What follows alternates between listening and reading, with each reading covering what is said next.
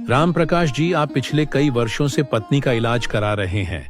आपने करोड़ों रुपए खर्च कर दिए, परंतु इनकी तबीयत ठीक नहीं हुई। मैंने अपने जीवन में ऐसा केस आज तक नहीं देखा कि इतने इलाज के बाद भी मरीज की तबीयत में कोई परिवर्तन नहीं आ रहा, बल्कि उल्टे धीरे धीरे और स्वास्थ्य गिरता ही जा रहा है। मुझे नहीं लगता कि इनको अब और कष्ट दिए जाएं। आपको इनको घर ले जाना चाहिए। जो ये चाहे करने दीजिए, जो खाना चाहे खिलाइए। कुल मिलाकर राम प्रकाश जी, मैं उस प्रभु के सामने हार चुका हूं। भारी मन से राम प्रकाश जी कमला देवी को घर ले आते हैं। जितनी व्यवस्था घर पर वो कर सकते हैं उतनी कर दी है। अब पुनः उन्होंने फैक्ट्री को शुरू करना चाहते हैं, परंतु आर्थिक समस्या खड़ी हो चुकी है। बैंक से अब और अधिक लोन मिलने की संभावना खत्म हो चुकी है, तो अपने संबंधों के आधार पर मार्केट से मोटा पैसा उठा लेते हैं। परंतु अभी राम प्रकाश जी के बुरे दिन खत्म नहीं हुए हैं, बल्कि ये तो शुरुआत थी। जो पैसा वो मार्केट से उठाते हैं उससे फैक्ट्री शुरू तो हो जाती है, परंतु पिछले कुछ वर्षों से बाजार बदल चुका था। इस बात का एहसास राम प्रकाश जी को नहीं था। देखते देखते 3 महीने गुजर जाते हैं और एक अशुभ दिन भी आता है, जिस दिन कमला देवी आखिरी सांस लेती है। वर्षों से झेल रहे कष्टों से मुक्ति मिल जाती है, इस संसार को छोड़कर चली जाती है। राम प्रकाश जी ने भी दोनों बच्चों की खातिर अब कमला देवी को भूलकर आगे बढ़ने का निश्चय किया। परंतु ये समाज बहुत जालिम है। हर व्यक्ति कमजोर को दबाकर स्वयं आगे बढ़ना चाहता है, क्योंकि आर्थिक रूप से बहुत टूट चुके थे और इसी कारण बार बार पैसों की समस्या के कारण अब उनका काम आए दिन रुक जाता था। इधर जिन लोगों का पैसा राम प्रकाश जी पर था, वो पैसा वापस मांग रहे थे। पिछले कई महीनों से बैंक की ब्याज तक नहीं गई थी, तो बैंक अलग दबाव बना रही थी। बहुत प्रयास के बाद भी राम प्रकाश जी फैक्ट्री को सही रूप से नहीं चला पा रहे थे। दीपावली का त्योहार है। अभी कमला देवी को गए केवल 2 महीना ही हुआ है। घर में बहुत अधिक आर्थिक समस्या है। बच्चों में समय से पहले समझदारी आ चुकी है। 20 वर्षीय सरिता ने दीपावली पर नई ड्रेस के लिए मना कर दिया है। उसने कह दिया, मम्मी को गए अभी 2 महीना हुआ है, इसलिए मैं दीपावली नहीं मना रही और पूजन के समय साधारण कपड़े जो डेली मैं पहनती हूँ वही पहनूंगी। उसी को देखकर 15 वर्षीय संदीप ने भी नए कपड़ों की मना कर दी है। दीपावली पूजन कर राम प्रकाश जी तथा दोनों बच्चे सरिता और संदीप बैठे हैं। सभी के मन में दीपावली का कोई उत्साह नहीं है और तीनों लोगों को आज कमला देवी की बहुत याद आ रही है। कुछ देर बाद, पापा जी खाना लगा दूं? नहीं बेटा, भूख नहीं लग रही। तुम दोनों खा लो, मैं सोने जा रहा हूँ। पापा, त्योहार के दिन ऐसे अपसेट मत रहिए, और आप खाना नहीं खाओगे तो हम लोग भी खाना नहीं खा पाएंगे। राम प्रकाश जी कमला देवी को याद कर उनकी आंखों में आंसू आ गए। सरिता बेटा, एक काम कर, सभी का खाना एक साथ ले आ। अपने सभी लोग एक साथ ही खाना खा लेंगे। ठीक है पापा। सरिता और संदीप मिलकर खाना लगा लेते हैं। खाना खाकर सभी लोग अपने अपने कमरों में सोने चले जाते हैं।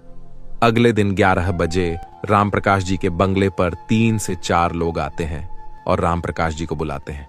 राम प्रकाश जी उन लोगों को देखकर अंदर बुलाते हैं। राम प्रकाश जी, आपने हमारे पैसों के लिए दीपावली को बोले थे। अब दीपावली भी हो गई, हमारा पेमेंट करा दीजिए।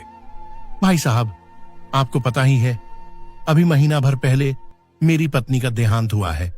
अब मैंने दोबारा फैक्ट्री शुरू की है, थोड़ा सा समय और दो आपको आपके पैसे मैं ब्याज के दे दूंगा। धीरे धीरे होती बातें माहौल को गर्म करने लगती है। आने वाले लोगों की आवाजें ऊंची और भाषा अभद्र होने लगती है। राम प्रकाश जी सर झुकाए बैठे हैं। सभी लोग 1 सप्ताह का समय देकर चले जाते हैं और जाते जाते कह जाते हैं, यदि 1 सप्ताह में पेमेंट न हुआ तो आपको कहीं मुंह दिखाने लायक नहीं छोड़ूंगा। राम प्रकाश जी स्वयं को काफी अपमानित महसूस कर रहे हैं। दोनों बच्चे सरिता और संदीप गुमसुम से उनके पास खड़े हैं। कोई कुछ समझ ही नहीं पा रहा कि क्या किया जाए। इतनी देर में उनके बंगले के बाहर एक गाड़ी आकर रुकती है, जिसमें से अग्रवाल साहब उतरते हैं और राम प्रकाश जी को आवाज लागते हैं। राम प्रकाश जी बहुत बुरी तरह डर जाते हैं, क्योंकि सबसे अधिक पैसा इन्हीं का है और न मालूम ये और क्या कहेंगे जबकि पहले ही वो इतने अपमानित हो चुके हैं। संदीप को भेजकर अग्रवाल साहब को राम प्रकाश जी अंदर बुलाते हैं और उनके सामने हाथ जोड़ कर खड़े हो जाते हैं। भाई साहब, अभी मेरे पास कोई व्यवस्था नहीं है, हो सके तो कुछ समय दे दीजिए। मैंने आपसे पैसा मंगा है क्या? क्या मैं आपको इतना नीच आदमी लगता हूं कि मेरा एक मित्र इतनी परेशानी में है और तब भी उसको इतने बड़े त्योहार पर अपमानित करूं? राम प्रकाश जी की आंखों में आंसू आ जाते हैं। वो आगे बढ़कर उनके पैरों में गिरने वाले होते हैं। तभी अग्रवाल साहब उनको गले लगा लेते हैं। राम प्रकाश जी माना, मैं आपसे बड़ा हूं, छोटे भाई के नाते पैर छू सकते हो, पर किसी एहसान से दबकर नहीं। और ये मिठाई है दीपावली की, आपके और आपके परिवार के लिए।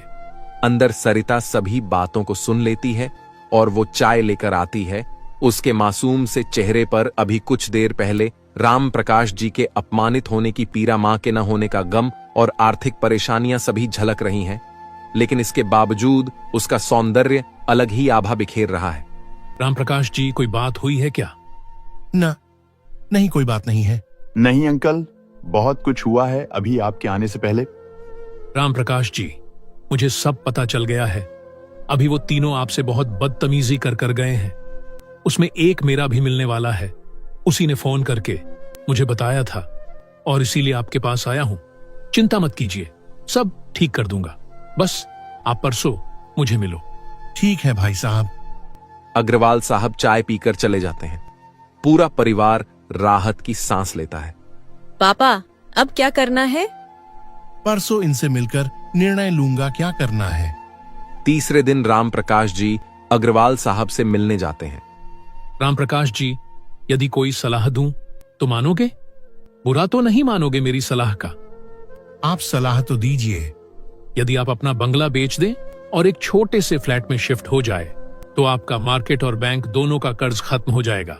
हाँ, ये हो सकता है कि आपके पास फैक्ट्री चलाने के लिए सोच रहे तो उसका सेटअप में कर दूंगा और मेरे पैसों की टेंशन मत लेना। राम प्रकाश जी सोचने लगते हैं। इतना बड़ा डिसीजन ऐसे मत लीजिए। घर जाइए, शांति से सोचिए, बच्चों से सलाह लीजिए, फिर निर्णय लीजिए। राम प्रकाश जी घर आकर दोनों बच्चों को सारी बात बताते हैं। पापा, अग्रवाल अंकल की बात तो सही है।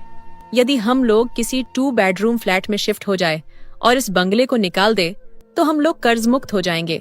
फिर फैक्ट्री को दोबारा स्टार्ट कर क्या दोबारा बंगला नहीं खरीद पाएंगे? यदि ऐसा नहीं हुआ तो?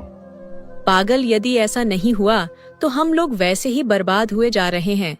जिन लोग का पैसा है वो लोग हमको चैन से रहने नहीं देंगे, और बिना पैसों के फैक्ट्री चलेगी कैसे? फिर तो फैक्ट्री भी हाथ से जाएगी और ये घर भी। सरिता, तेरी बात तो सही है। कल ही दोबारा अग्रवाल साहब से बात कर सेटिंग करता हूँ। अगले दिन राम प्रकाश जी अग्रवाल साहब से मिलकर बंगले को बेचने और कर्जदारों की परेशानी से बचाने की कहते हैं। राम प्रकाश जी, आप चिंता ना करो। अब आपके पास कोई नहीं आएगा और फैक्ट्री को शुरू करने की व्यवस्था करो। तैयार माल मैं सेल कराऊंगा। राम प्रकाश जी चले जाते हैं। अग्रवाल साहब अपने खास स्टाफ को बुलाकर राम प्रकाश जी से संबंधित सभी व्यवस्थाएं करने की कहते हैं।